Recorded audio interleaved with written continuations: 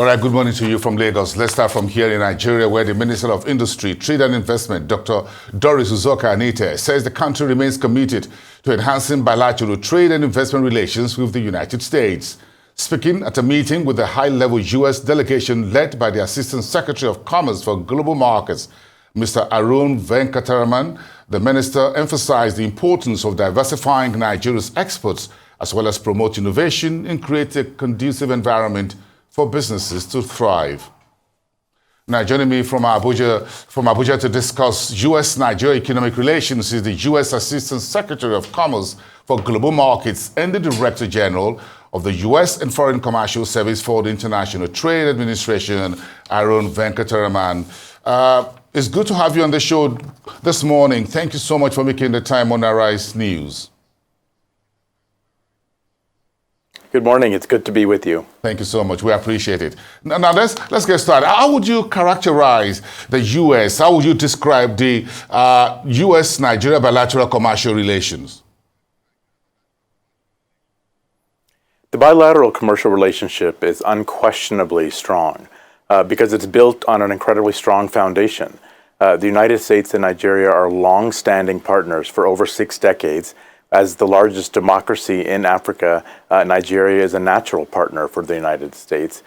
So with that foundation, we have built an incredibly strong commercial relationship that has an even brighter future ahead. We see this reflected in the trade and investment that is happening between our countries already. American companies are doing extremely well in Nigeria. You see this in the fact that the United States is one of the largest sources of foreign direct investment into Nigeria, and the fact that Nigeria is the United States' second largest export destination in sub-Saharan Africa. American companies are proud to be part of the Nigerian economic fabric and are proud to be contributing in significant ways to the growing economy and creating jobs for Nigerians. We're also proud of the fact that just recently, at our Select USA Investment Summit, the Nigerian delegation was the largest delegation from Africa, over 40% of which represented the tech sector. So we're very proud of our incredibly strong bilateral commercial relationship, but we know that the future ahead is even brighter, particularly given the incredibly important economic reforms that President Tinubu has initiated and the government's commitment to moving forward with those reforms and adopting additional reforms to both improve the macroeconomic environment and create a better business climate for American firms and Nigerian firms. And we think that with those types of reforms, if they are implemented, the growth is unstoppable. Very interesting, Mr. Director General. Thank you for raising the curtain on this conversation. But again, where do you see boots on the ground, money on the table, opportunities for growth in trade and investment between the U.S. and Nigeria? Let's come to the Naira, the money part of it. Sure. So when we look at the Nigerian economy, it is such a rich and diverse economy.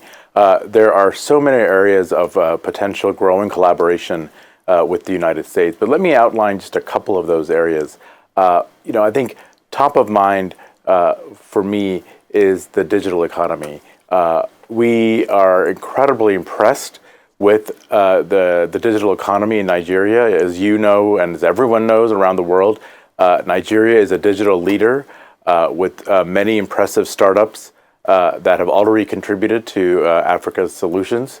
And we think there are lots of opportunities there for growing partnerships. And when we talk about the digital economy, we're not just talking about the tech sector. We're actually talking about the application of digital tools across the economy. So, for example, that includes bringing digital technologies to agriculture and supporting the goal of food security by improving efficiency in the Nigerian agricultural system with agricultural technologies.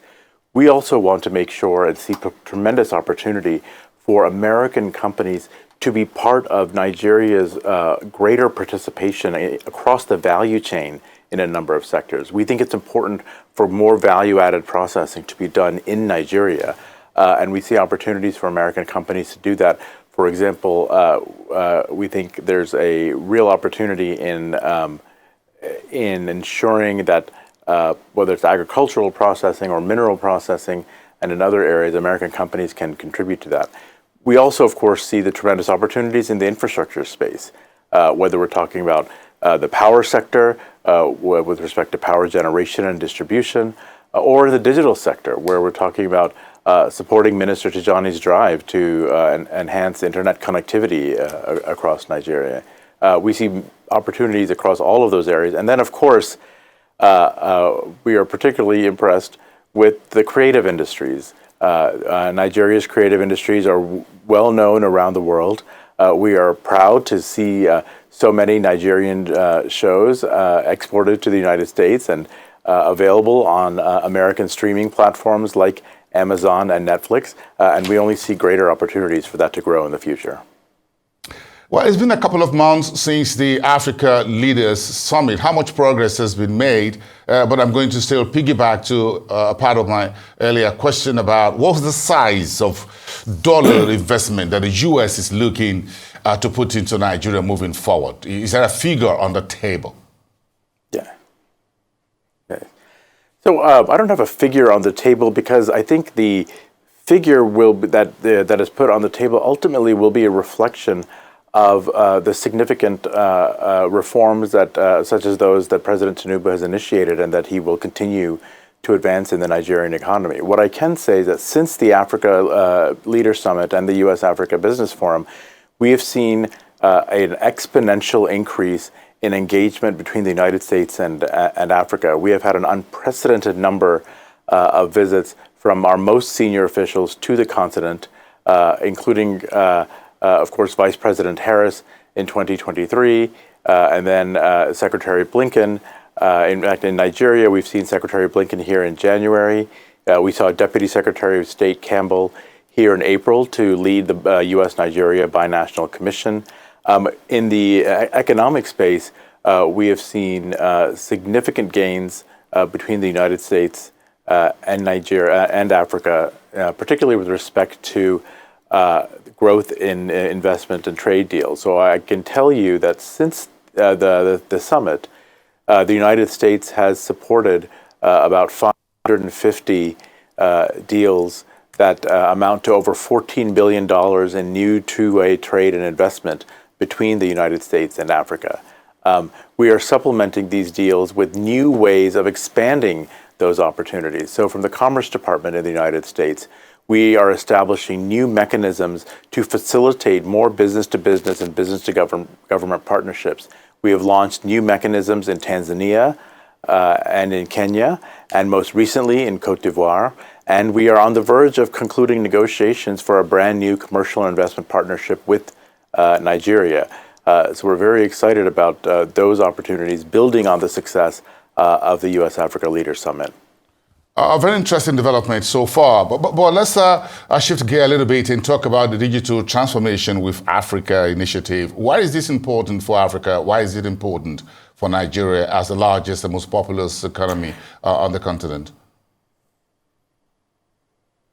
Well, one of the most exciting announcements made during the U.S.-Africa Leaders Summit was the announcement of President Biden's initiative, which is the Digital Transformation with Africa initiative.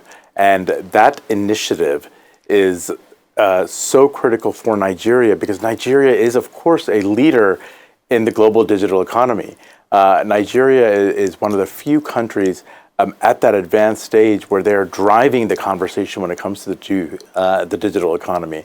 So Nigeria is going to be one of the early beneficiaries of this DTA initiative that we have launched. And through this initiative, what we are trying to do is we're trying to expand access to the internet across the continent. We're trying to enable digital technologies to be disseminated across Africa.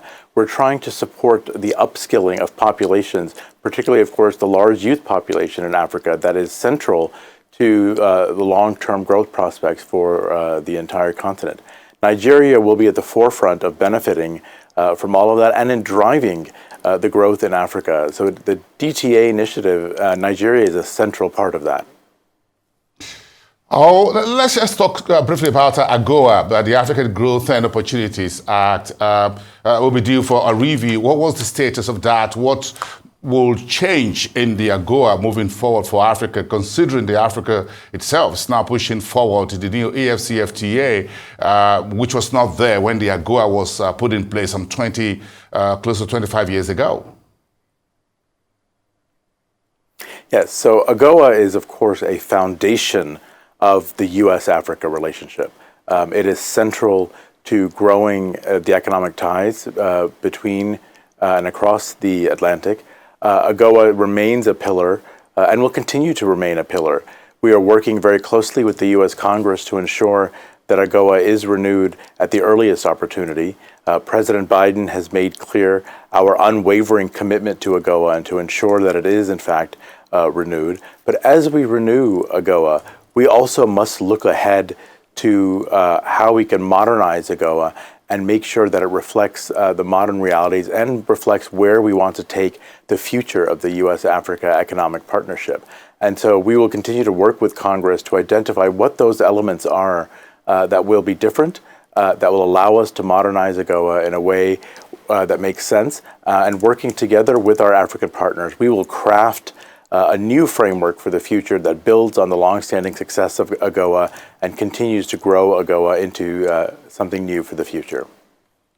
Okay, so we've got a very crunching U.S. presidential election coming up in November. Whoever wins, what will be the key focus for Africa and Nigeria specifically moving forward? Whoever wins in November, whoever takes the Oval Office from 2025. So talk to me on that. What should be our outlook on this side of the planet Earth, of the Atlantic? Yes. Well, I think what's important to recognize in the United States is the strong bipartisan consensus for significantly expanding the U.S.-Africa partnership. That is not a question of a political party. That is reflected in the broad representation and support across our political parties for this relationship. So when I look at the election, I think for Africa, what Africa can count on is that when you look at our government recognizes that Africa is central to the future.